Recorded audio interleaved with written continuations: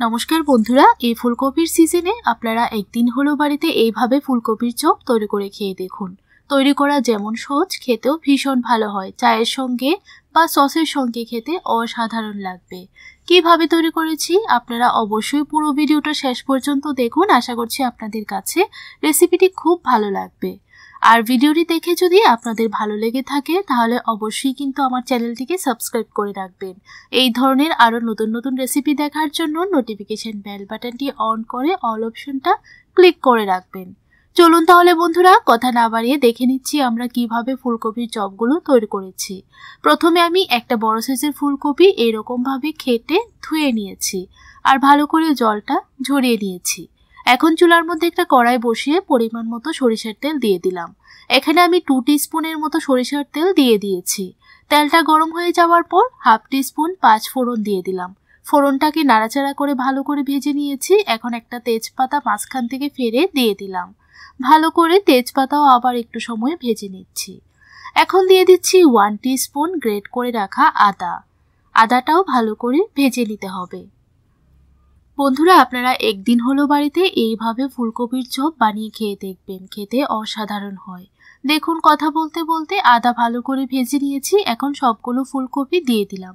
ফুলকপিটা দিয়ে ভালো করে মশলার সঙ্গে মিশিয়ে নিতে হবে। এখন স্বাদ অনুযায়ী নুন দিয়ে দিচ্ছি আর দিয়ে দিচ্ছি 1/2 টিস্পুন হলুদ গুঁড়ো।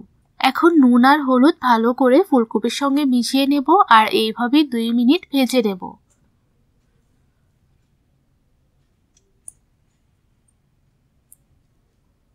2 মিনিট ভেজে নেওয়ার পর ঢাকা দিয়ে দিলাম 5 মিনিটের জন্য। আর অবশ্যই আপনারা গ্যাসের ফ্লেমটা লোতে রেখে ঢাকা দেবেন। ঢাকনাটা তুলে দিয়ে দিচ্ছি পরিমাণ মতো কাঁচা লঙ্কা কুচি। এখানে আমি ঝাল বুঝে 3 থেকে 4টা কাঁচা লঙ্কা কুচি করে দিয়ে দিলাম। 1/2 টিস্পুন জিরে গুঁড়ো দিয়ে দিলাম আর 1/2 টিস্পুন থেকে একটু কম ধনে গুঁড়ো দিয়ে দিলাম। এখন দিয়ে দিচ্ছি ম্যাগি মশলার গুঁড়ো। এখানে আমি 2 প্যাকেট ম্যাগি মশলার গুঁড়ো দিয়ে দিলাম। ম্যাগি মশলার গুঁড়োটা দিলে এই ফুলকপির চপগুলো খেতে আরো বেশি ভালো লাগে। এখন ভালোভাবে নাড়াচাড়া করে মিশিয়ে নেব আর ফুলকপিগুলো কিন্তু ভালো করে সেদ্ধ হয়ে গেছে। চাশনিটা দিয়ে ফুলকপিগুলো একটু ভেঙে দেব। আর এখন দিয়ে দিচ্ছি 2টো বড় সাইজের সেদ্ধ আলু। আপনারা চাইলে এই আলুগুলোকে একটা ম্যাশার দিয়ে ম্যাশ করে দিতে পারেন। এইভাবে একটু দানা দানা থাকলে চপগুলো খেতে ভালো লাগবে। আলুগুলো ম্যাশ করে দিয়ে দেওয়ার পর এইভাবেই নাড়াচাড়া করে ভেজে নেব 3 থেকে 4 মিনিট। তখন গ্যাসের ফ্লেমটা অবশ্যই আপনারা লো টু মিডিয়ামের মধ্যে রেখে ভাজবেন, তাহলে এই ফুলকপির চপগুলো খেতে আরো বেশি ভালো লাগবে। এখন দিয়ে দিচ্ছি কিছু ভেজে রাখা বাদাম। আমি আগে থেকেই বাদামগুলো ভেজে ভালো করে ছিলকা তুলে নিয়েছিলাম। এখন ভালো করে মিশিয়ে নেব আর দিয়ে দিচ্ছি 1 চামচ চিনি। চিনিটা দিলে চপগুলো খেতে একটু মিষ্টি মিষ্টি লাগে, বেশ ভালো লাগে। ভালো করে মিশিয়ে নেবার পর এখন একটা প্লেটের মধ্যে নামিয়ে নেব। আপনারা চাইলে কিন্তু এখানে অল্প কিছু ধনেপাতা কুচিও দিতে পারেন। এখন ভালো করে ঠান্ডা করে নেব। অন্যদিকে একটা বাটির মধ্যে কিছু ব্রেড ক্রাম্বস নিয়ে নিলাম। এই ব্রেড ক্রাম্বসগুলো আমি ঘরেই তৈরি করেছি।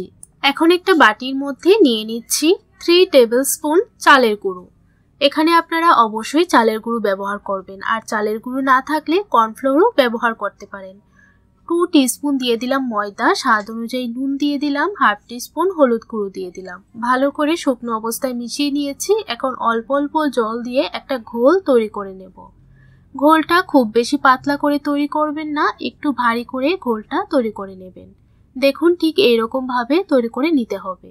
এখন আমি অল্প অল্প মিশ্রণ হাতে নিয়ে এইভাবে গোল করে একটু চ্যাপ্টা করে দেব। দেখুন, এরকম চপের আকারে তৈরি করে নিয়েছি। এখন আমি এই মিশ্রণটার মধ্যে দিয়ে ভালো করে ভিজিয়ে নিয়েছি।